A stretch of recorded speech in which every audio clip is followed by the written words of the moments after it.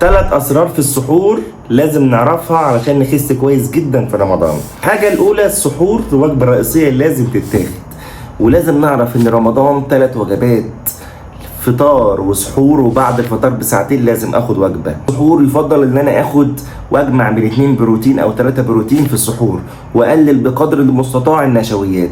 الحاجه الثالثه، يفضل ان انا ما اسحرش بقى مخلل وحراق وسبايسي ومملح، وفي ناس بتتسحر رنجه معرفش ازاي يعني، وده هيخليني طول اليوم عطشان وهفتان ومش قادر اكمل صيامي.